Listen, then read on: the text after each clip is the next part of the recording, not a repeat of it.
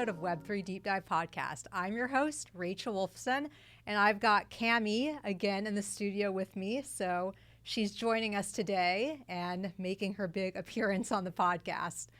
So today's episode features a really great interview with Dan Held. He's the GP of Asymmetric, and he's also a founding team member of Taproot Wizards.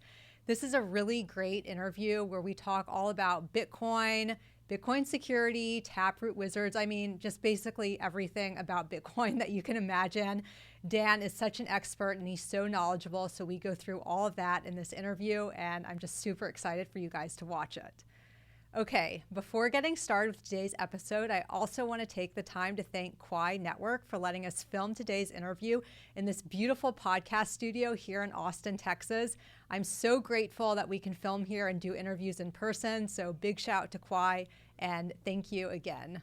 I also want to take the time to thank the sponsors behind this episode. I want to shout out to Botonics Labs. You're going to hear more about Botonics Lab and what they're doing later on in the episode, so be sure to stay tuned for that. Okay, without further ado, let's get started with today's interview. Hey Dan, how's it going? Doing well, thanks for having me on. Yeah, thank you so much for being here. It's such a pleasure to talk to you here in person in Austin. I know us Austinites don't meet up as much as we should. I know. I don't go to the meetups much anymore. Okay. I've been traveling around to different conferences too much, so when I'm home, I just hang out with friends. Yeah, well, I'm honored that you decided to come on the podcast today, so thank you. Of course, thanks for having me. We've known each other for a long time in this space. I mean, since 2017, 18 maybe? Yeah, so I got started in 2017, and I think obviously like you are one of the first people I knew of because you are one of the original Bitcoiners, right? Would you consider yourself that? I'm not sure what that fully, contextualized means, but one of the earliest people in Bitcoin, I mean, back in the 2012, 2013 era, there certainly weren't a lot of us. So, yeah. Right. Cool. Well, before we get into the tough questions, I want our listeners to know a little bit about yourself and your background. So maybe start off by explaining, who you are, what you do, how you got involved in the crypto space. Yeah, so I've been in Bitcoin since I created my Mt. Gox account in December of 2011. Actually found the email for that. So sometimes it's so long ago you forget exactly what happened. So started to be curious in 2011, bought my first Bitcoin in 2012, moved out to San Francisco in 2013. And while I was out there, a buddy and I, his name was Kevin, him and I built the most popular mobile app in crypto called ZeroBlock. So ZeroBlock provided real-time market data, news feeds, charts, kind of like your Blockfolio, but for the 2013 cycle. And then we sold that to blockchain.com in December of 2013 in what was one of the first acquisitions in the space. And then I was the first product manager at blockchain.com. So I sort of stumbled and bumbled my way into tech. I studied finance in undergrad. And so me and a buddy built this app, and we were obsessed over solving this problem around market data and news and this new category of Bitcoin that we were obsessed with solving that problem. And it turns out that's how you build great product. So as a PM at blockchain.com, worked at another crypto startup, went to Uber headquarters where I was on Rider Growth and growth marketing. I was one of Andrew Chen's direct reports. Andrew Chen's a GP at Andreessen Horowitz and a legendary growth marketer and growth product guy in the tech world. So sort of built my career kind of like marketing, I would say, pedigree at Uber. Uber was a legendary place to work at that time. So this is 2016, 2017. Left there and then built a company called Interchange. We got bought by Kraken. So Interchange was like a tax reconciliation company. So we would reconcile institutional traders' trading activity across exchanges, on-chain, et cetera. So Kraken bought us in 2019, and I came on board Kraken and built out the marketing team from 2 to 30. Since leaving Kraken in July of 2022, I'm realizing how long-winded this is. I should No, it's interesting. Please continue. It's a long history in crypto, which it takes a little while to talk all the way through. After leaving Kraken, I started doing fractional CMO work, where I come in as a part-time CMO and lead different marketing orgs, and that's how we'll talk later about Taproot Wizards. That's my function there, to where I was one of the original team members and helped them think through their marketing strategy and helping them go execute that. So I do fractional CMO work now where I'm part-time CMO at various companies. And then I have a fund called Asymmetric. Asymmetric is part of a bigger firm titled Asymmetric. The fund I run specifically is called the Bitcoin DeFi Venture Fund. So we focus and invest in the Bitcoin DeFi category including companies like, we look at companies like Taproot Wizards and others. So for me, I've been in the Bitcoin DeFi world for quite some time. And those are my career titles. And then, of course, with my personal brand, I've built up a following of about 1 million followers over the last 7 years or so. So people know me mostly for my personal brand, but that's my corporate career, which is funny because typically when people ask me what I do, I start with corporate and like professional career rather than my personal brand side, just because I still kind of identify and think of myself as that. Yeah, your background is so interesting. I mean, you've been in the crypto space for longer than most people that I know. I mean, I got involved in 2017. I guess that's the time when you were at Uber, when you were leaving Uber. Yeah, so crazy stuff that you've been in it for so long. I mean, I consider you OG. You've been through 2 cycles now. That's Yeah. we're on. You're on your 3rd. Right. That's a lot. I feel like people earn the OG status if you've done a full cycle, a full bull and bear market. If you've survived that and you've still stuck around, I think you get an OG title. Right. And before this podcast, we were chatting. I mean, I told you I'm a Bitcoiner. I hodl. And I think hodling is a great strategy. Would you agree with me? Well, of course. I mean, I'm for those who know me with my personal brand, like I encourage hodling and I encourage people to hold and believe that Bitcoin is one of the best investments in the world to have. When you look at, some people go, oh, that sounds a little too dogmatic, Dan. Like you're just an ideal, you're ideologically aligned with Bitcoin, and that's why you're talking about hodling versus trading. A lot of people in my replies will be like, well, why don't you just buy low and sell high? It's not that easy. As you know, these swings are really intense. And hodl was this mantra developed in 2013 where people were like, essentially Bitcoin is so volatile. Hodl became the rallying cry, basically behind just, I'm going to hold on to this investment, even though it's going to go up and go down quite a bit. And if you look at, Bitcoin's price in early 2013 was $10. If you hodled that to now, that's a 10,000x return. So yeah, cool. Maybe you could have day traded it and made that 100,000x return. A 10,000x return is fine. Also, if you bought Bitcoin when it was $1,000 in the 2017 cycle, on the run up there, but before it hit 20,000, it hit is at like 1,000 at the beginning of 2017. We're still at 100x. I mean, that's phenomenal. So I think hodl is this really good, I would say, investment ideology that you can even port to existing traditional assets. You talk to folks like Warren Buffett or people who are very seasoned investors, and they talk about time in the market is better than timing the market. And I think that goes back to hodling as well, which is that just holding, like investing and holding for a long period of time, you're going to outperform the active traders in the market. Right, definitely. I mean, it's great to know that. I'm going to ask you a question in regards to that, and then I want to talk about Taproot Wizards and what you're doing there.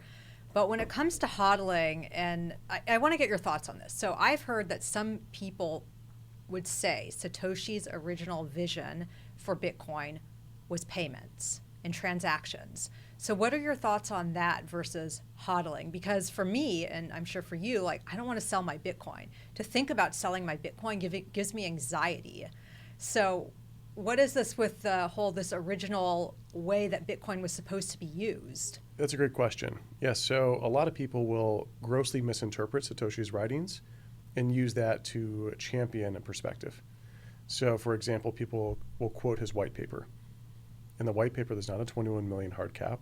There's nothing about block duration. There's nothing about how Bitcoin, there's barely anything about how Bitcoin works functionally.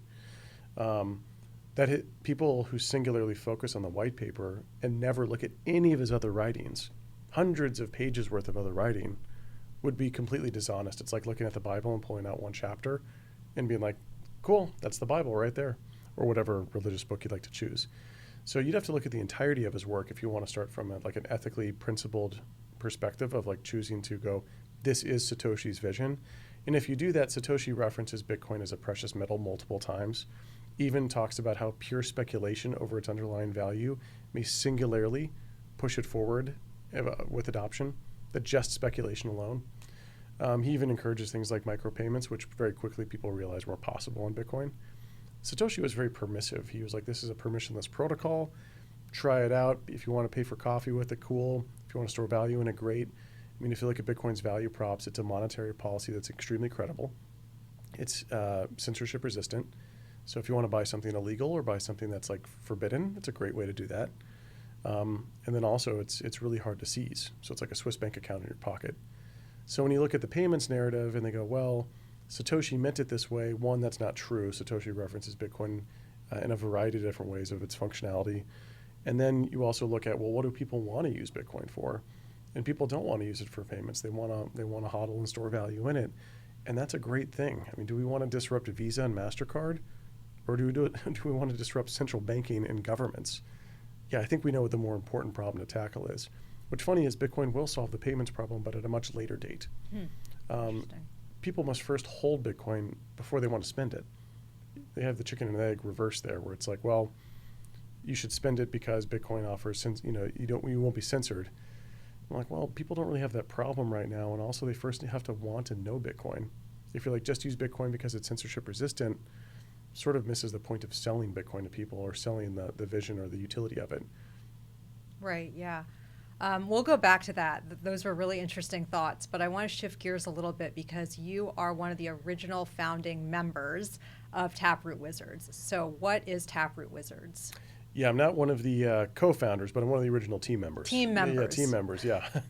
Udi and Eric are the two original founders. They've done a phenomenal job.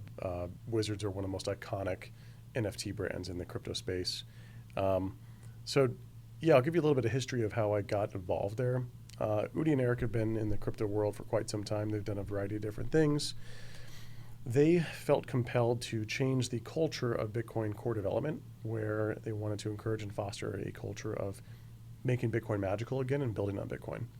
So to do that, they came up with a crazy idea, which was Taproot Wizards would use memes in the form of NFTs to meme different opcode or different upgrades to Bitcoin, meme those into existence. And they've been somewhat successful so far. For example, OPCat or Quantum Cats are the first collection the Taproot Wizards launched.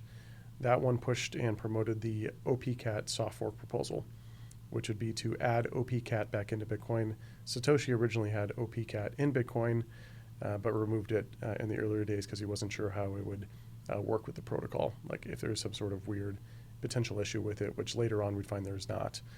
But Satoshi was overly conservative. So they had this kind of crazy idea to meme changes in Bitcoin, meme it into existence, and I've known them too for a long time. They're good buddies of mine. So I very early on said, hey guys, I want to be involved. Like you guys are, I think this is a really cool project. I love the way, and I love how you're pushing it. The Taproot Wizards collection, which we'll touch on a little bit later, very iconic, mimetically touches back to a moment in 2013 in the Bitcoin world that I was a part of, to where like that really, to me, was a cool moment to be. It's sort of a memorialized history in a way. We'll touch on that a little bit in a little bit, but they've so far done a pretty good job of that. And I think later on down the road, they want to build more infrastructure or protocols that would help enable some of this DeFi and building on top of Bitcoin. So right now they're using memes to meme this into existence, and then later on they'll go build the infrastructure necessary to make it happen. I see. So Taproot Wizards, these are NFTs. That's right. Ordinals, right? And they show the history of Bitcoin as memes. Yeah. Well, what's really cool about ordinals, so how ordinals work for those who don't know, it's a meta protocol on top of Bitcoin, which means it's not a layer 2, and it's not actually happening on Bitcoin itself. Imagine if you and I are wearing augmented reality glasses, and this is the Bitcoin blockchain, and we're looking at it together. Our software in our augmented reality glasses, that would be the indexer that's running, the ordinals indexer, because ordinals stand for ordering, like ordering theory. Okay. Satoshis aren't really ordered, but we, based on our own subjective reality, decide that this is Satoshi 1, Satoshi 2, Satoshi 3, Satoshi 4. And then we subjectively, when we see transactions occur, we say, oh, well, that moved there, that belongs to Rachel. That one moved there, that belongs to Dan, even though the Bitcoin base layer doesn't recognize that. So it's quite fascinating. We're sort of like adding our own layer of interpretation on the Bitcoin blockchain. Through that, we're allowed to do really cool things like bring NFTs to Bitcoin. So when people refer to ordinals, they normally refer to NFTs. What's nice about NFTs on Bitcoin is that they're inscribed on the Bitcoin network, which means they're there forever. NFTs on Ethereum, they point to an IPFS file or they're a hash of the original image. So they're on Bitcoin forever. They also required a lot of money to inscribe them To inscribe it means you're competing against all the other transaction fees in that block to inscribe your image. And so since images require a lot of bytes, and the price for a Bitcoin transaction is priced in bytes, it's a very expensive to inscribe a collection on the Bitcoin blockchain, which sort of weeds out the lower value collections that you could just, at the snap of a finger, create on Ethereum. For example, it might cost you $250,000 to inscribe your whole collection. So people usually bring more meaningful projects to the Bitcoin blockchain. And so there's a couple other reasons why they're really interesting compared to other chains as well. Like, for example, what Satoshi you inscribe the image on could be a special Satoshi. Like it came from the original pizza transaction, like the first Bitcoin transaction, or Satoshi had touched a Bitcoin at once, these sort of things. So you can inscribe the NFT graphic asset on a particular Satoshi that's from a particular moment in Bitcoin. I see. And how many Taproot Wizards are there? There's 2,121. Wow. 2121. Yeah. Okay. So, which is actually quite different versus other PFP collections. Normally they have 10,000. The last cycle, there was a common thought that you had to have a higher network effect collection for it to accrue value. The idea being that if 10,000 people own a 10,000 people own a Bored Ape, that means that more of them will subjectively value it, and that there will be a bigger network effect around people talking about it and creating buzz around it. So 2121 was actually very controversial for a collection size, and quantum cats were 3,333. Again, the threes kind of look like whiskers. Oh, okay. I didn't know. So the Taproot Wizards they're often a little bit sarcastic and kind of whimsical with things. So with the 2,121, those were inscribed almost 2 years ago. So they were etched onto the Bitcoin blockchain a long time ago, and they haven't been sold. So people are very highly anticipating these being sold. And to give you a little bit of color, I think we didn't really touch on like why wizards. Yeah, actually, that's a great question for you, Dan. we should cover that. Yeah, let's talk about it. The Wizards in 2013, our Bitcoin subreddit, we pooled our money together to buy ads on the other subreddits to put a Bitcoin ad. And the Bitcoin ad was this really, really bad graphic art of a wizard with a staff, and it said, "Come join us." And it said, "Magic internet money, come join us, our Bitcoin, come to our subreddit, come check it out." The worst ad you've ever seen, but it was so bad it was great. And so we pooled our money together, and I actually contributed to this. Like I pooled in some of my own Bitcoin for this, and we bought ad space. And so, the Bitcoin ad was running on all these other subreddits, and then we got a bunch of attention for the Bitcoin subreddit. And that sort of movement, that kind of like collaboration felt really cool. There's not many of those moments that happen. I mean, there were some of the crowdfunding that occurred when people were trying to pay for hodl knots legal defense. Like I contributed to that as well. But yeah, the Taproot Wizards harkens to that original meme of that really badly drawn wizard, come join us, trying to make Bitcoin magical again. And so that's how it all ties together. I'm really glad you explained that, because I have seen Udi at events. I don't think Udi actually knows me, but he's what, the founder of Taproot Wizards? Yes, him and Eric Wall. Okay. So he'll go to these events and he'll wear, like the wizard hats and the whole wizard getup, and I never got it. I never understood. I mean, I was like, okay, Taproot Wizards, but why is he wearing a wizard hat? But now with what you just said, it all makes sense. It's to make Bitcoin magical again. And I think people have a lot of fun dressing up. It's just so different. You go to a Bored Apes, I don't want to talk too negatively about other NFT collections, but like the community vibes are just, people don't really dress up, and it's more of like trying to flex social status. Yeah. Whereas like the Wizards haven't been released. So everyone's just having a good time. Right. And I did hear that the NFT, the party at NFT Paris was like amazing. Were you there? I planned it and I was there. Oh, so, wow. Good. Yeah, I learned, what was kind of funny is I've never been an event planner, but with the Wizards, they're so iconic with like how fun the community is. I started to do event planning just for them. I don't do it for anybody else. And what's kind of fun too is we get to build wild and weird things that are just very iconic and different. I've been in crypto almost 12 years. I've been to about just every type of party you can imagine. And so I wanted to create something very different, something like odd, transformative. For example, we had the Wizards party in Paris at a Gothic cathedral. Oh yeah, that's what. Yeah, I heard. It was. I mean, the vibes were perfect for that. What arrondissement was that in? I don't know the end. Okay. I need to visit this Gothic cathedral. I go to Paris a lot. So, oh, okay. Yeah. It was pretty I cool. wish I was invited to the party. But anyways, Well, if you I had been missed out the there- memo. Okay, well, next party, we're doing one. I actually can't say where we're doing one next, but we are doing one later this year. Okay. So, yeah, we had fun things. Like, for example, you had to drink the potion before getting into the event, which means you had to kind of buy into the cult. Okay. You know, which was, of course, it was just like flavored water. It's nothing alcoholic or anything like that, but fun things like that where you had to do it. If you didn't, you weren't allowed entry. Fun things like that. We had a portal where there's a very big guy and a thick door that he opens up and you walk through, and there's fog in there and it says join us, and there's monk music going on. So after you sign in, you walk through, you drink your potion, then you walk through this door, and then out the other side of the door, the curtains open up and you walk into the chamber where it's the Gothic cathedral. There's a bunch of people in wizard hats walking around. That's really cool. Things like that. We had wizard magicians. We had a kind of a glass orb magician. I don't know what to call them, magician or a performer. And then we had, people really dress up. Like if you see our promo video, there's people in full bearded wizard outfits with staffs doing like dancing on the dance floor. So yeah, we just try to make it magical, make it fun. And I think people really like that. I love that because now we're seeing, Bitcoin and crypto become institutionalized. And actually, I want to get your thoughts on that.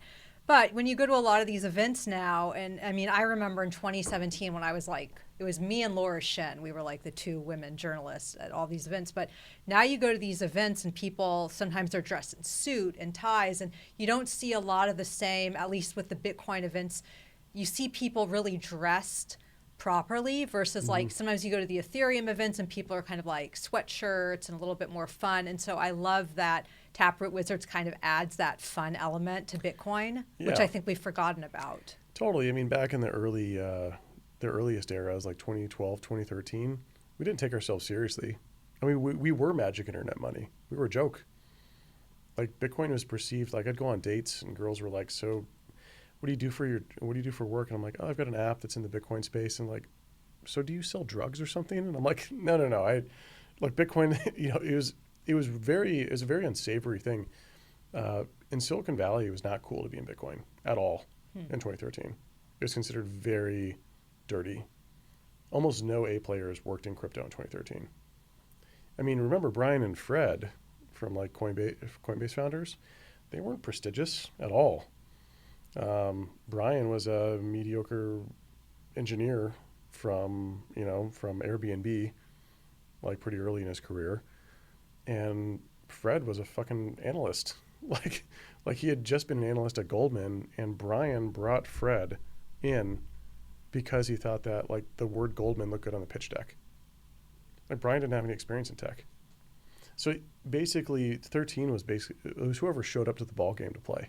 Right. It was basically the group. And so we didn't really take ourselves too seriously because like none of us were like pedigreed or important or anything like that. It's interesting, and I mentioned this on the last podcast with my last guest, who's Blake Benthal. He created Silk Road 2.0. But anyways, really cool guy, also a Texan. I got paid in Bitcoin for a little bit of my career. And at the time, I didn't think much of it. I was like, okay, whatever. But I hodled it. I never sold it. And and I'm just so thankful and happy that I did get paid in Bitcoin because back then, I mean, it wasn't as early as 2013, but it was still early and the price of Bitcoin obviously wasn't what it is today. And I mean, I was just like, okay, yeah, I mean, if I'm writing about it, I should have skin in the game. Like this is the real deal. Well, but you sound like a very rational journalist. Well, you were a journalist at the time, right? Yeah. I guess I still am a journalist, but yes. Podcaster journalist? I'm not sure. The lines blur a little bit, but what was so funny, and you remember this, a lot of journalists were like, I refuse to hold crypto because I report on it, which I find absurd. So many of the early journalists at Wired, Wall Street Journal, Forbes, Fortune, I knew them personally, and almost none of them have any crypto at all. It's a shame. It's a shame, and it was also like a bit cringe, where they were like, well, it's my ethical standards as a journalist. I'm like, bullshit, you have fucking dollars. Like, of course, they never reconciled that. They were like, oh, well, Yes, but that doesn't taint my perspective. I'm like, yeah, it does, because you hold the opposite. Anyway, it's like, can you report on real estate if you own a home or you rent? Yeah.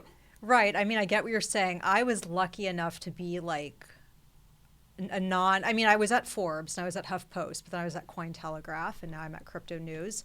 So I think that the outlets that are pure crypto, Cointelegraph, Crypto News, those are the outlets that you should feel like you have skin in the game. Of course. You know what I mean? Yeah. Like if I'm reporting for the Wall Street Journal on Bitcoin, do I feel like I need to hold it? And then if I do hold it, do I have to disclose that? Look, as long as you disclose it, that should be fine. But Yeah. most of them were like celibate. They didn't. That's weird. Yeah, it was super weird. And then you notice them revel in that purity. Right. Even till today, they're like, "Well, I've never had any." I'm like, "Cool, congratulations on missing the best investment ever in history, and you were in the middle of it For sure. for completely bullshit virtue signaling reasons." For sure. Um, So Dan, shifting gears a little bit, let's talk a little bit about Bitcoin and what we're seeing now. So there's obviously a lot of this institutional interest. And I noticed that on your X account, you tweeted that Bitcoin is a great strategic reserve for governments, states, countries, but also for crypto protocols. So let's talk about that. What do you mean? Sure. I'll cover the crypto protocols in a second. I do want to call out something about institutional adoption. Okay. A lot of people, and I've seen this in my replies recently, are like, Bitcoin has lost its way. It's institutionalized now. And I know this isn't what you asked, but I want to cover it just because a lot of people are asking. It's institutionalized. Like, does this mean that Bitcoin lost its ethos? And what's happening is Bitcoin has won. The biggest institutions in the world are bending the knee to Bitcoin. Bitcoin's code didn't have one piece of code change to allow institutions to adopt it. Bitcoin didn't change at all. Institutions had to change for Bitcoin. And I consider that to be winning. Like this is how Bitcoin was always going to win. And the idea that Bitcoin would never be adopted by institutions and it would just remain this kind of fringe anarchist movement was pretty silly. So I view institutional adoption as being like, this is incredible for Bitcoin. Now we have governments, companies, and protocols. So companies, you've got MicroStrategy. Governments, you have U.S. government pondering this. But of course, like El Salvador and others have already done this in terms of like building a strategic Bitcoin reserve. Protocols. So with some protocols, like proof of stake protocols, they can use their native asset as the staked asset. And that staked asset provides the game theoretic security to secure the network. You could have restaked Bitcoin used as the stake asset on that chain. So staked Bitcoin on another chain could provide the game theoretic security for the underlying security mechanism for that chain, if it's a proof of stake chain. Are we seeing this today at all, or is this just something that you've thought about and it makes sense, but are we seeing that today? It's a great question. Babylon is a big restaking provider in Bitcoin world, and I forget how many billions they have staked.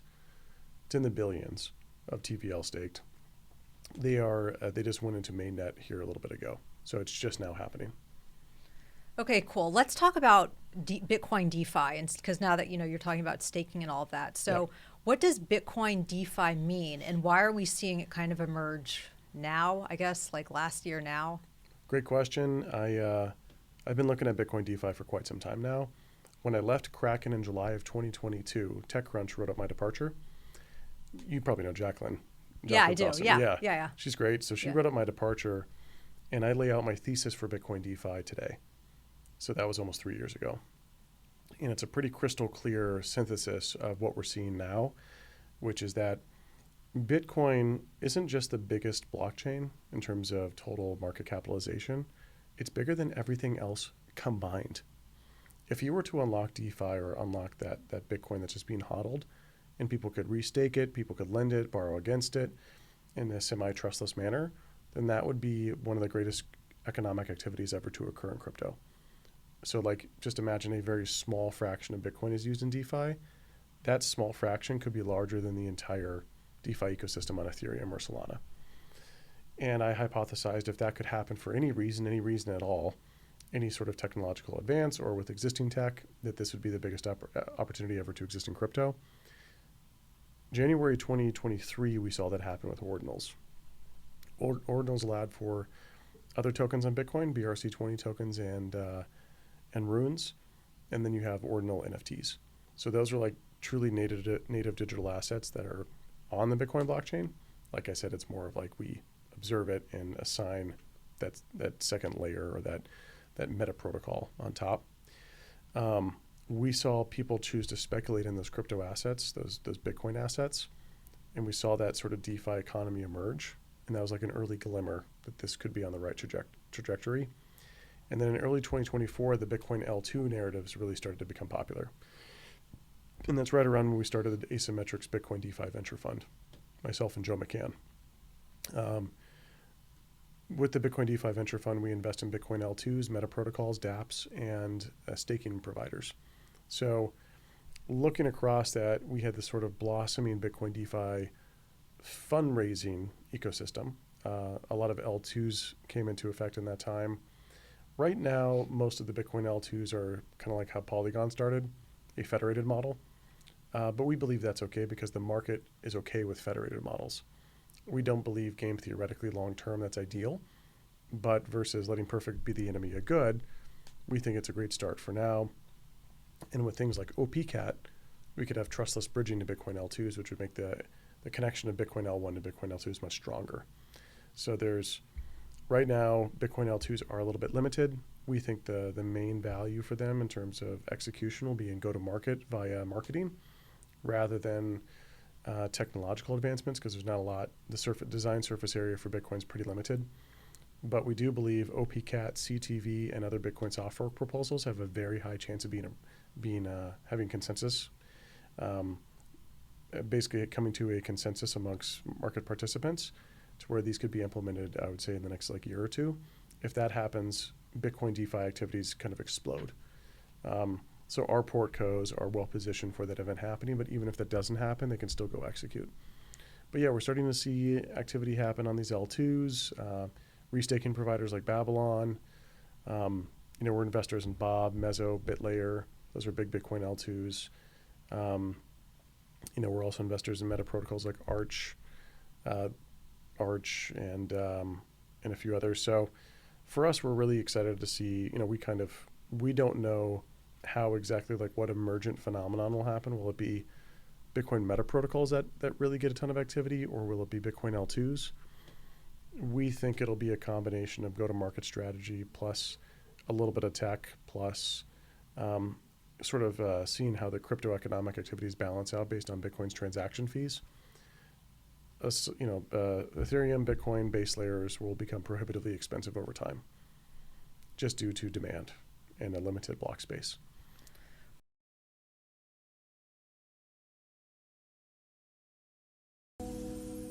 Bitcoin has stood the test of time as the most decentralized and secure blockchain in the world, but it's been challenging to build upon until now. Botanix is creating the first fully decentralized Bitcoin chain, bringing scaling and smart contract programmability to BTC without compromising security. Imagine Bitcoin with EVM superpowers, fast, scalable, and limitless. The future of Bitcoin starts now with Botanix Labs. Right. With Bitcoin DeFi, I think that there's a lot of buzz around it right now. I've written about the topic a lot.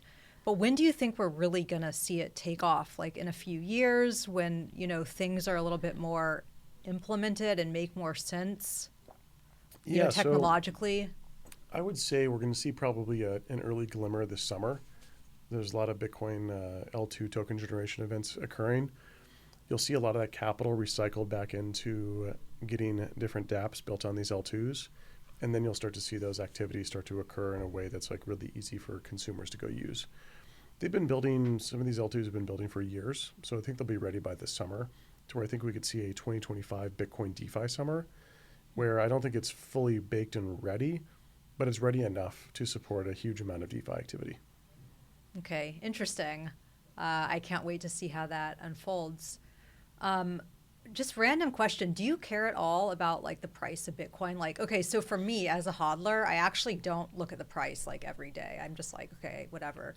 I have Bitcoin, I hold it. But what are your thoughts on the price of Bitcoin? Do you care about it? Do you care if it's up? Do you care if it's down? For me, it's not about money. It's about a scoreboard of Bitcoin going up in value means that the world is subjectively looking at Bitcoin and saying this was going to be the new money. So the higher it goes, the more representative of that future world that we believe in is coming true. So at $10 a Bitcoin, not many people believed in it. And the probability of it succeeding as the new world reserve asset was low.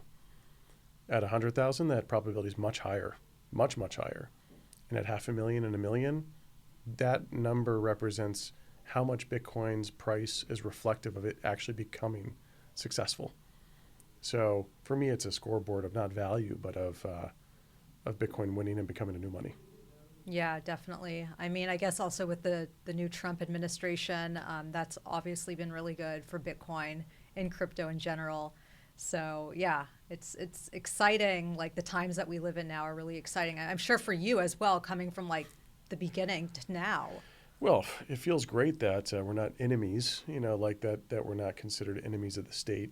I think the Biden administration was pretty intense and pretty negative with how they viewed crypto folks.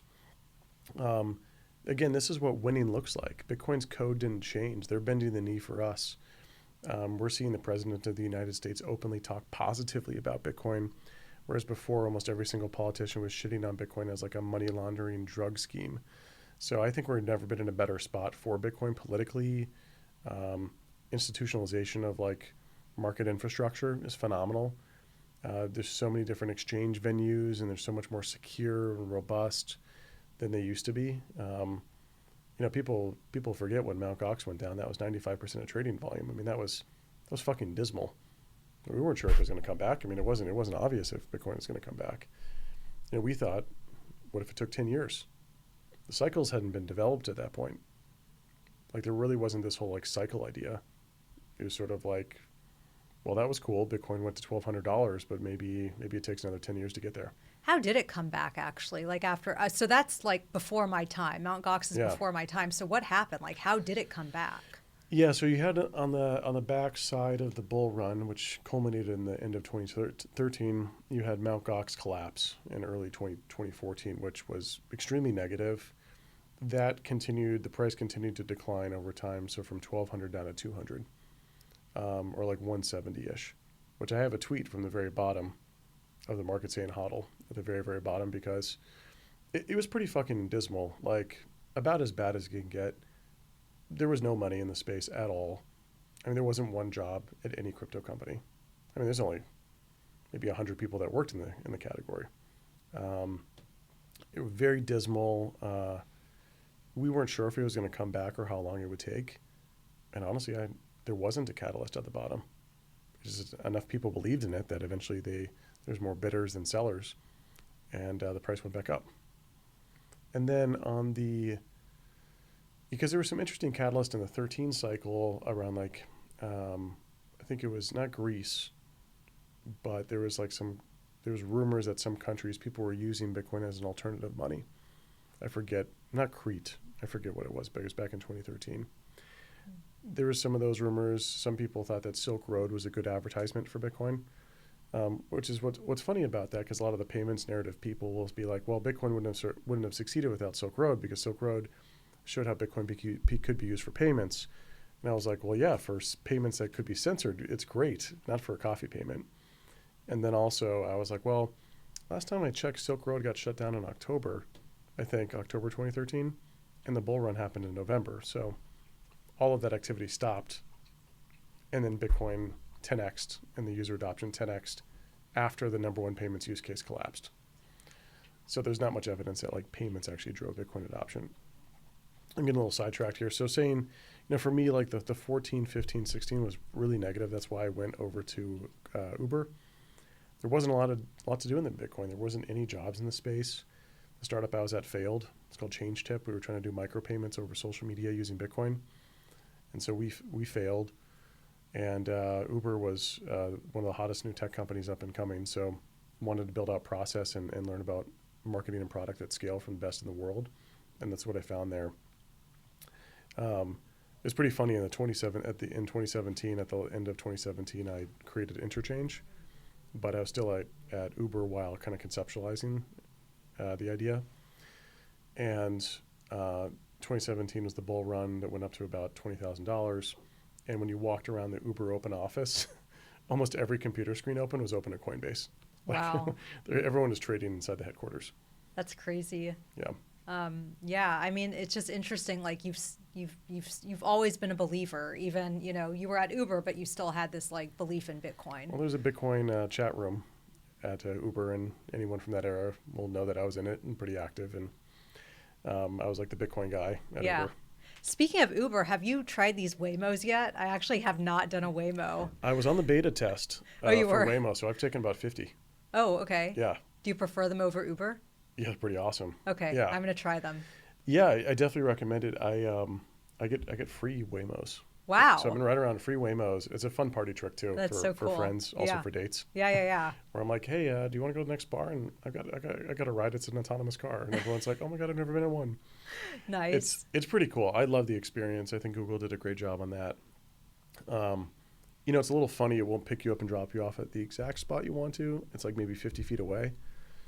It's like kind of particular with where it picks up and drops off. It actually navigates intense, complicated scenarios quite well. 6th Street, 2:15 a.m., perfectly navigates it. We're talking drunk people stumbling around, cars haphazardly pulling over to let their friends in or pick them up or whatever. It just kind of carefully picks its way around the crowd in a way that you would expect from a human driver. It also pulls out, stops, and makes turns as a human would. Yeah. Like kind of not aggressively, but just it feels aggressive because it's just so human-like. Yeah. Versus like you'd expect it to run slow and be careful. It goes like a human. Yeah. Well, I need to try it now that I'm in, because I was in San Francisco, but I was actually in Marin. So the Okay. Waymos don't work in Marin. They work in San Gotcha. Francisco. But now that I'm in Austin, I can actually use Waymo. Marin's a beautiful place. And I Yeah. spent 10 years in San Francisco. So Yeah. yeah. Yeah, that's when I moved to SF, that's how I found out about blockchain and then eventually about Bitcoin. But initially, my attraction to the space was the technology and using blockchain to track and trace for supply chain management. That was definitely a 1718 narrative. Yeah, it was. It was huge. It was like enterprise blockchain and let's go to consensus. And it was all enterprise. It was all about like the real world use case. I In was New there York. in New York, yeah. I went to that me one, too. Maybe that's where we 1718. met. Probably. Yeah. Well, I was just coming back into the scene. I'd been kind of gone for a year and a half working at Uber and just kind of doing my thing there. Yeah. And I came back and ICOs were the rage, which was wild to see. And Consensus New York had a huge buzz around it. I remember where I was seeing Bitcoin hit $10,000 because it hit $10,000 at that conference. Oh, it did? It did. I don't think I held it at the time. Okay. At the time of that conference. I was at a party at it was Lower East Side. There's a the hotel is over there. I was it was a hotel party, like in one of their common areas, and I remember being at the event and just watching it break 10,000. So that Consensus has a very special place in my heart because of that. It reminds me of Bitcoin Saturday. I was in Miami with my friend Margaret Rosenfeld. Shout out to Margaret. She's a lawyer in the industry. But we were waiting for it to hit 100K. What was it, December? Was it December? Oh, yeah. It hadn't hit 100K It kept getting yet. close. Yes. Yeah, for like a week. Yeah. So we were in Miami and we were like, we're going to do Bitcoin Saturday. When it hits 100K, we're going to like go all out. We're going to buy sushi and like, go celebrate. But it's so funny because like at the same time I'm hodling, but it's still a celebration nonetheless. Yeah, but it's you like haven't amazing. realized the gain. Like you haven't sold it to like, so you're spending your whatever else you have, not the Bitcoin. Fiat, I guess. Spinning fiat. Yeah. Well, that was what was funny about the 100K is I was actually sick at the time I hit 100K. So like I'm like, yay! I'm like celebrating in bed. I'm like, yeah, nice. But I bet you tweeted about it. Of course. I mean, I was there second by. Well, I mean, we had to wait a while though. Yeah, Like, I know. I think I was pretty. I think I saw it. I didn't see it right when it hit it, but I was like pretty close. Yeah. Because we've been waiting for a week or something, and I was like, please don't do it when I'm asleep. That would kind of suck. So I was awake. I remember being awake, but I forget when was the exact moment. I forget. I don't know, but I mean, we can talk about this more. But I do remember I had to write a little news story about Bitcoin hitting 100K before it actually hit 100K. So you have to be ready. So it could be ready, and I was like skeptical. I was like, are we going to see 100K? What if this story never gets published? Is this a waste of time? Well, we almost got back up there today, and then then the Bybit hack happened. Oh my gosh. Yeah. What are your thoughts on that? Well, I mean, I think it's crazy. Private key management's hard, and Bybit has become a major exchange. Yeah. I mean, they were kind of considered like scammy Asia exchange for a while. Okay. But now I'd consider them a little bit more legitimate. Yeah, I mean, hackers going to hack. Private key management's hard. Some people are trying to blame Ledger or other companies. I don't think that's probably the case. It was a very sophisticated hack attempt, from my understanding. Why would someone blame Ledger? Well, the founder's talking about how he was the last signer on the multi-sig and how he signed. And evidently it was a malicious smart contract because Ethereum, I don't know if you know this, doesn't have multi-sig natively. So you have to, versus Bitcoin has multi-sig natively built into the protocol. Okay. So private key management in a multi-sig manner for Ethereum, you have to actually use like a smart contract to do that. Oh, interesting. Yeah, I don't hold much ETH, but I mean, I do use Ledger, and I think they're great. Ledger's I great. think they're great, and Pascal is awesome. Pascal's a character. I love Pascal. Let's talk about that just real quick, like how to keep your Bitcoin safe. Like, what are your thoughts on that? Got a lot of thoughts there. Yeah? Okay. Let's hear them. All right. Well, so first of all, the self-custody versus custodial is a simple decision of do you trust yourself or do you trust someone else? I mostly trust myself. So almost all my coins are self-custodied. But I still have a little bit in custodial solutions because it's my anti-suicide amount, where if I messed up my cold storage for any reason, which I haven't in 12 years, but let's say I did, I'd have enough to where I'm not going to jump off a bridge. So I even don't trust myself 100%, but I trust myself mostly, so I keep a small percentage on exchanges. What I self-custody, I have a ledger, and so when you generate the private key, you have the mnemonic, the backup, the 12 to 24 word backup. I stamp that into titanium, and then that's stored somewhere. How do you stamp it into titanium? Does that, I mean, that's what I should do. You can have a hole puncher that's pneumatic or a hammer. Oh, good to know. Yeah. Crypto Tag makes the best ones out there. Okay. They're a little bit more expensive than some of the other ones by like $30. But hey, it's your like life savings. You probably should store it in something really premium, really nice. It's like $150 for this package. Yeah. And so you can take these titanium plates and you can put it anywhere you'd like. Definitely do not keep them at the same location as your hardware wallet. If your house were to burn down, like the Palisades fires in LA, you could lose both. Now, titanium has the highest melting point other than tungsten. So titanium might be able to survive a house fire. That's why it's good to have it on titanium versus steel or another type of metal.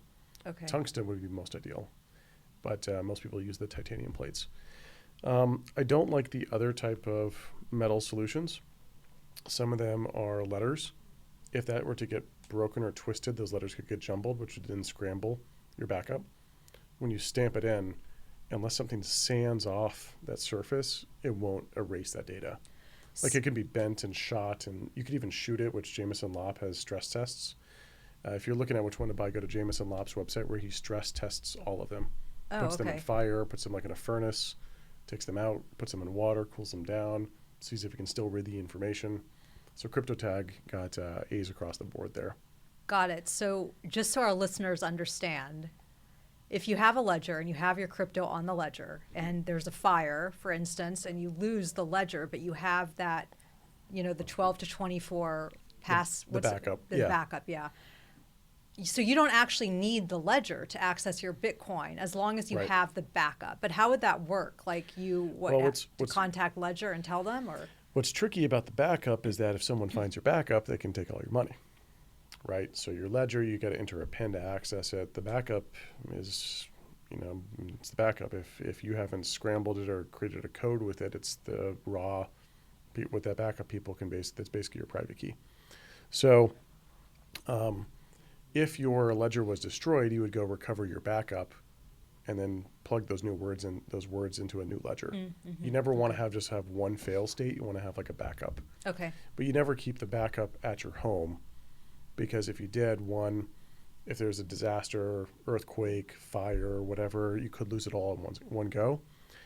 So you could store it in other places. Some people dig a hole somewhere, which for metal backups, it's going to last forever. If it's titanium. Totally. You can bury a hole in the middle of nowhere, or in your family ranch, or your parents' ranch, or you could put it in a safety deposit box, or anywhere you'd like, really. I mean, as long as it's secure, no one else has access to it, and in a way where you don't compound your risk. I actually took a private key management class with Bitcoin core developers. Wow. Where that was pretty intense, where we played through game theoretic scenarios like nuclear bomb blasts, where like they were like, well, technically you shouldn't even have your backup in the same city as your device, because if there's a nuclear bomb blast or that asteroid coming for, in 10 years. Well, some things like hurricanes and earthquakes can destroy entire cities. The 1906 earthquake in San Francisco destroyed 90% of it. Yeah. So that would even destroy if you had it, let's say, at a safety deposit box downtown, that would even destroy it there and at home. So some of these things aren't too crazy to even, or like Houston with the hurricanes. Katrina? Yeah.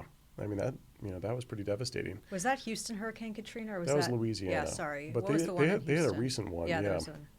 So these things happen. I mean, Austin doesn't have any natural disasters. Yeah, I noticed that. We great. just get cold winters every now and then. Yeah, for some reason I just got back from Paris. For some reason it's colder here than in Paris, which is kind of wild. Yeah. But fortunately it's going to be in the 70s next week, which is wait. also kind of crazy, where it goes from 20 degrees to 70. But they also walk through things like, how do you set up your how do you generate your private key?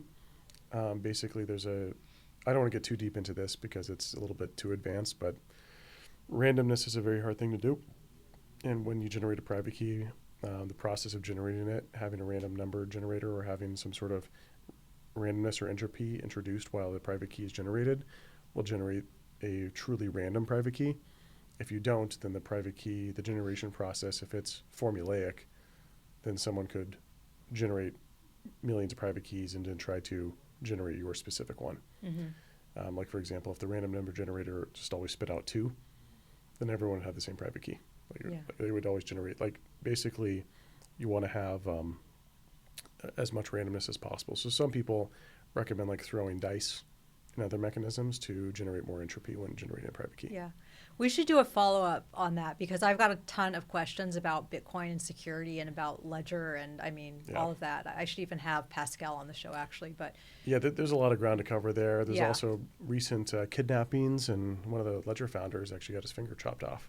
Yeah, I read about that. I think Cointelegraph. I'm sure everybody covered it. Yeah. At the Wizards party, we did have 6 security guards because we took that very seriously after that happened. That's actually, I'm happy to hear that you had all that security, because especially in everywhere, but I feel like you never know. Paris, I don't know. It can be scary. In Texas, I've got my 7 guns. Yeah. So as you should. Austin can be dangerous. They're in my car, they're in my apartment, they're all over the place. So it's a little bit. Don't mess with you. in Texas, it's a little bit different. I feel a little safer. Yeah. No, I feel safer in Texas also. I feel safer in Austin than I do in San Francisco. But anyways, that's another story. Dan, can you talk about some news going on with Taproot Wizards? Is that something you want to share with us on the podcast? Yeah, I think I can. My comms person. Okay, she's giving me the thumbs up. All right. So, all right. So we Taproot Wizards. They were inscribed 2 years ago, but they have not been made for sale yet. We will be putting them up for sale. I can't mention the exact date, but as of the day that this will be published, the Taproot Wizards will be known as being for sale. So dates are still TBD, but a pretty big event. Taproot Wizards are probably the most coveted collection out there amongst all NFTs across all blockchains. So Quantum Cats, which are our other collection, they are the number 3 most valuable blockchain by per unit price across all blockchains up until about 3 months ago. So Quantum Cats were already wildly popular. It's the most valuable NFT collection on Bitcoin based on market capitalization. And then Taproot Wizards, we think, will probably be market capitalization. I don't want to set expectations too inappropriately here, but I think it will be one of the most iconic collections, and I think it will be the most valuable collection. And in this bull run, I think we will see it flip in Bored Apes or even Punks. That's pretty bullish. Again, I'm not giving price predictions. I'm not saying that this will happen. I've believed in the Wizards for 2 years since I started working with Udi and Eric. I do think it's super iconic. Again, all value subjective. Want to caveat that I'm not saying that it is going to be worth this much. I personally believe in it a lot and think it's a really cool project. Cool. So if our listeners want to get their hands on a Taproot Wizard, how would they do that? go to our Twitter account or our website. We'll have a banner up there talking about the specifics of how to go buy a Taproot Wizard. For people who are on our whitelist, which means they had to perform certain activities, certain quests to be given a whitelist spot, they will be given a special price to purchase them at. But to qualify for that, you would have had to do things in the last 2 years. So it's too late to do that. We will also have a mechanism for people to buy it if the whitelist spots don't purchase all of them. We'll have a way for people to buy it. The details will be on taprootwizards.com, and there'll be a banner there which will bring you to the Mint website. Got it. That's exciting. Very exciting. Yeah. I know we're running low on time, so do you want to let our listeners know anything else? Any other news or anything you want to chat about before we say goodbye? Look, right now Bitcoin's ranging around 90 to 100,000. It's funny to see people feel this bearish. This is an incredible moment. Like, if we've spent so much time and we've gone through so much to get here, we're in an incredible spot in Bitcoin. I've never been more bullish on the ecosystem. So hopefully by the time this is published, and then people viewing this a few months from now, they'll look back and Bitcoin's going to be at 125, 150K and be like, oh yeah, it was funny to be bearish around then. So I think Bitcoin's going to be trading well above 150K by the end of the year. I think Bitcoin's never been in a better spot. And Bitcoin DeFi and assets on Bitcoin, I think, are going to be huge this summer. So look out for things like Taproot Wizards and other assets where I think Taproot Wizards will kind of start a momentum shift with this sale. Cool. Well, that's great. Dan, if our listeners want to get in touch with you, what's your handle on X? Yeah, it's Dan Held, my name. Yeah, and, with the check mark, because there's a fake one of you too. There's a few thousand fake ones. Yeah. I've tried to report them all, but yeah. Anyways, it's the @DanHeld, the real one.